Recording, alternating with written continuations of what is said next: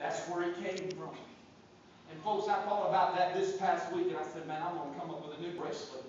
I'm going to come up with one with WWCD. What would Christ do? You see, what would Christ do when Christ, it's the same. You say, well, that's the same thing. God, I'm going to tell you something. No, it didn't fit the other part that I want to tell you about.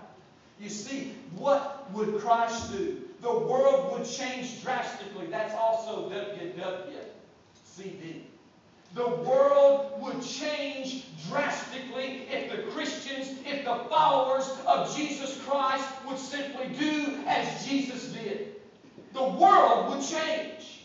It's going to take more. It would drastically change. It would drastically change if all of us in this room today would simply do as Jesus did and walk as He walked. You call yourself a Christian. What are you doing for Jesus Christ today? Go, therefore, and make disciples of all nations. Are we doing that today? Are we coming together as one? You see, I live in a world, I don't know about you, but I live in a world that I see all kinds of division.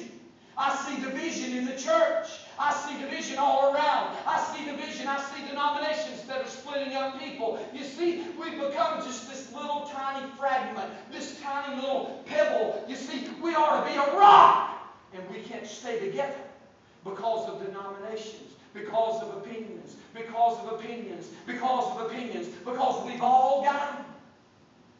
Brother Dan used to say something, and I tell you, my wife's going to say, oh, don't you say that.